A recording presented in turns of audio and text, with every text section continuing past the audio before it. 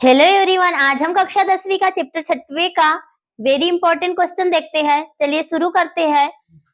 मान लीजिए एबीसी समरूप है, त्रिभुज डीईएफ है और उनके क्षेत्रफल क्रमशः 64 सेंटीमीटर स्क्वायर और 121 सेंटीमीटर है। यदि EF is equal to 15.4 centimetre हो तो हमें BC ज्ञात करना है। तो हम जानते हैं, सॉल्वर में लिखेंगे, we know that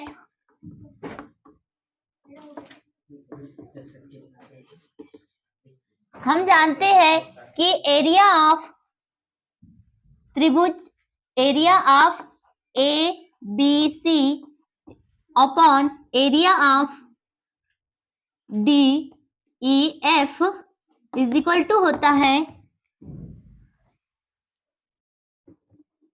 BC square upon EF square. अब इसमें मान रख देंगे, हम मान रखेंगे इन दोनों का, तो ये हो जाएगा हमारे पास। इसका एरिया कितना है हमारे पास 64 और इसका एरिया है 121 इज इक्वल टू BC हमारे पास दिया हुआ नहीं है और EF हमारे पास क्या है 15.4 है। इनको स्क्वायर लगा देंगे। आगे करते हम, ये 8 का वर्ग होता है इसीलिए हम ऐसा लिख देंगे 8/11 और इनका वर्ग चढ़ा देंगे और 121 11 का वर्ग होता है। अब हम यहाँ क्या करते हैं, BC अपॉन 15.4 और इसको भी हम पूरे का वर्ग लिख सकते हैं। वर्ग से वर्ग कैंसिल आउट हो जाएगा।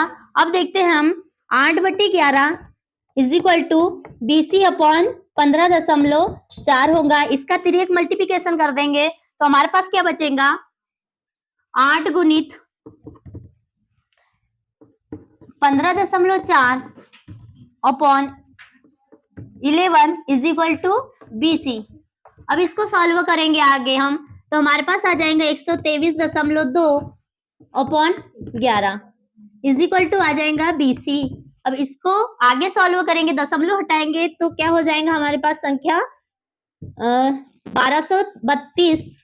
1232/11 गुणित 10। 11 से ये 112 बार कट जाएगा और यहाँ पे बचेगा BC। 112/10 रहेगा यहाँ पे और ये हो जाएगा BC के। जब हम 10 को हटाएंगे यहाँ से तो दशमलव लग के क्या हो जाएगा, ये 11.2 और आंसर आ जाएगा हमारा सेंटीमीटर में इज इक्वल टू BC। अतः हम कह सकते हैं कि BC is equal to 11.2 centimetre होगा। अब हम क्वेश्चन दूसरा देखते हैं। क्वेश्चन दूसरा क्या है, ABC एक समद्विबाहु त्रिभुज है जिसका कोण C समकोण है और सिद्ध क्या करना है हमें, AB square is equal to 2AC square है। हमें समद्विबाहु त्रिभुज की शर्त पता होना चाहिए। ऐसा त्रिभुज जिसकी दो भुजा समान हो और एक भुजा असमान होती है उसे समद्विबाहु त्रिभुज कहते हैं। चलो हम क्वेश्चन के अनुसार आकृति बनाएंगे। आकृति हमारे पास किस टाइप से बन जाएंगी कि कौन सी हमारा क्या है, समकोण है। हम AB को यहाँ दे देते हैं, A और B को, और कोण भी हमारा क्या है, समकोण है। क्वेश्चन के अनुसार माना कि ये भुजा और ये भुजा हमारी कैसी है, इक्वल है। तो लिखते हैं हम, सॉल्व गिवन दैट कोण C इज इक्वल टू 90 अंश और कोण हमारा कैसा है, ये समबाहु त्रिभुज है। सॉरी, त्रिभुज अपना कैसा है, समबाहु त्रिभुज है। तो समबाहु त्रिभुज की शर्त से क्या लिख सकते हैं हम, समद्विबाहु त्रिभुज है हमारा। त्रिभुज कैसा है हमारा, समद्विबाहु त्रिभुज है। तो समद्विबाहु त्रिभुज की शर्त क्या हो जाएंगी, दो भुजा कैसी होंगी, इसकी बराबर होंगी। तो समद्विबाहु त्रिभुज की शर्त से हम क्या लिख सकते हैं, शर्त से AC is equal to BC लिख सकते हैं। दो भुजा आपस में बराबर लिख सकते हैं। आगे क्वेश्चन करते हैं हम, त्रिभुज समकोण त्रिभुज होने के कारण हम इसमें पाइथागोरस प्रमेय ऐड कर देंगे। पाइथागोरस प्रमेय क्या होती है, पाइथागोरस प्रमेय कर्ण का वर्ग बराबर से लंब का वर्ग धन आधार का वर्ग होता है। कर्ण हमारे पास ये है, लंब ये है और आधार नीचे वाला है, आधार। अब इसमें हम स्क्वायर लगा देंगे तो AB का वर्ग इज इक्वल टू क्या हो जाएगा, लंब का वर्ग बोले तो AC का वर्ग और आधार का वर्ग बोले तो BC का वर्ग। अब हम क्या करते हैं, हमने अभी अभी तो देखा कि समद्विबाहु त्रिभुज की क्या शर्त होती है, AC is equal to BC, दो भुजा आपस में बराबर होती है, उस शर्त से हमने ऐसा लिखा था। तो ये कंडीशन हम यहाँ पे अप्लाई कर देंगे। हमें सिद्ध क्या करना है, 2AC स्क्वायर सिद्ध करना है लास्ट में। तो हम AC स्क्वायर को जैसा का वैसा लिख देंगे और यहाँ पे जो BC है उसको चेंज कर देंगे, क्योंकि BC is equal to AC लिखा जा सकता है। तो हम क्या लिखेंगे, AB square is equal to AC को जैसा का वैसा लिखेंगे। उसका रीजन एक है कि यहाँ पे हमें AC को बचा के रखना है और हम इस BC के जगह क्या ऐड कर देंगे, AC ऐड कर देंगे, AC का वर्ग ऐड कर देंगे।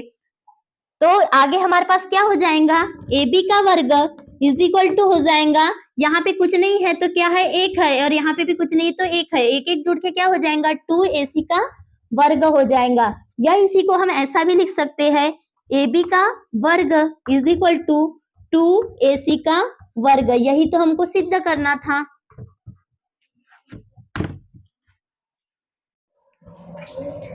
अब हम क्वेश्चन तीसरा देखते हैं। क्वेश्चन तीसरा क्या है हमारे पास, दो समरूप त्रिभुजों त्रिभुज ABC एवं त्रिभुज DEF में यदि BC is equal to 3 centimetre और EF is equal to 4 centimetre और त्रिभुज ABC का क्षेत्रफल 54 सेंटीमीटर स्क्वायर है, तो हमें त्रिभुज DEF का क्षेत्रफल ज्ञात करना है।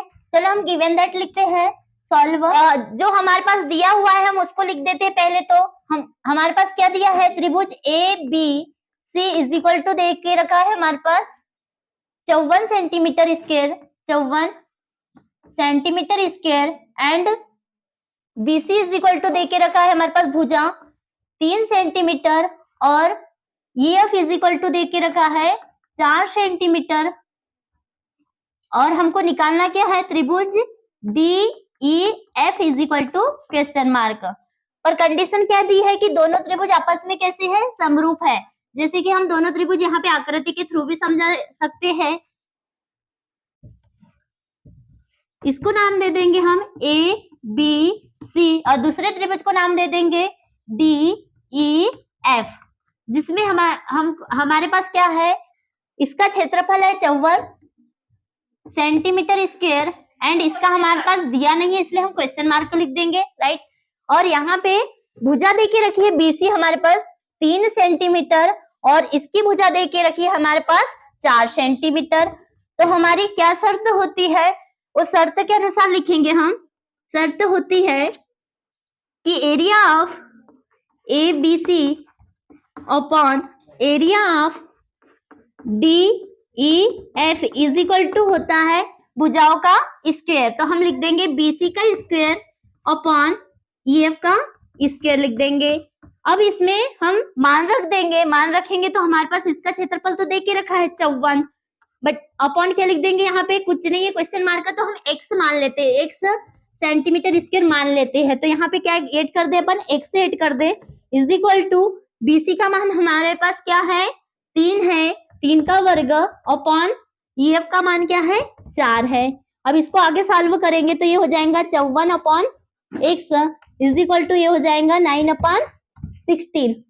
अब इसका त्रियक गुना करेंगे हम, तो त्रियक गुना करने पे क्या हो जाएगा, हम x को इधर ट्रांसफर कर देंगे, इसका त्रियक मल्टीप्लिकेशन करेंगे तो हमारा क्या हो जाएगा, 54 गुनी 16 बट्टी क्या कर देंगे हम 9 और ये ऊपर की ओर चले जाएगा तो ये क्या हो जाएगा, डिवाइडेशन में है तो मल्टीप्लिकेशन में चले जाएगा तो ये हो जाएगा x और इसको सॉल्व करेंगे तो ये 6 टाइम कैंसिल आउट हो जाएगा और ये बचेगा 96 से इसका मल्टीप्लिकेशन करेंगे तो, और ये x रहेगा और आंसर हमारे आएगा सेंटीमीटर स्क्वायर में। क्यों, क्योंकि हमें क्षेत्रफल निकालना है। अतः हम कह सकते हैं कि त्रिभुज DEF का क्षेत्रफल क्या हो जाएगा हमारे पास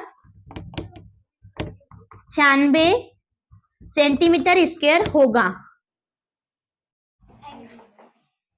अब हम क्वेश्चन चौथा देखते हैं। क्वेश्चन चौथा क्या है, 10 मीटर लंबी एक सीढ़ी एक दीवार पर टिकाने पर भूमि से 8 मीटर की ऊंचाई पर स्थित है, एक खिड़की तक पहुंचती है। दीवार के आधार से सीढ़ी के नीचे सिरे की दूरी ज्ञात करना है, हमें निचले सिरे की दूरी ज्ञात करना है। हम यहाँ पे एक आकृति बना लेते हैं, आकृति की हेल्प से हम अच्छे से समझ पाएंगे। माना कि ए बी क्या है हमारे पास, सीढ़ी है, और सीढ़ी की लंबाई क्या दे के रखी है हमारे पास, 10 मीटर दे के रखी है, और दीवार की ऊंचाई जो खिड़की है, जो दीवार पर जो खिड़की लगी है उसकी ऊंचाई कितनी है हमारे पास, 8 मीटर है, और यहाँ पे हमको आधार की लंबाई नहीं दी है, तो हम इसको मान लेते हैं कि x मीटर है। तो इसको सॉल्व करते हैं हम। चित्रानुसार अपन मान लेते हैं कि कोण C क्या है हमारे पास, 90 अंश है। तब हम दी हुई आकृति में पाइथागोरस प्रमेय लगाएंगे, तो पाइथागोरस प्रमेय से क्या हो जाएगा,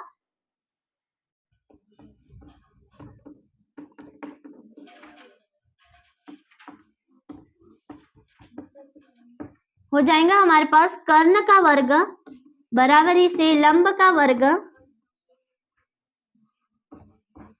धन आधार का वर्ग। अब इसमें मान रख देंगे, तो कर्ण क्या है हमारे पास, 10 का वर्ग, लंब क्या है हमारे पास 8 मीटर, तो हम लिख सकेंगे 8 का वर्ग प्लस आधार हमारे पास दिया नहीं है, तो हम x का वर्ग लिख देंगे। इसको सॉल्व करेंगे तो ये हो जाएगा 100, और ये हो जाएगा 8 64, और ये x का वर्ग।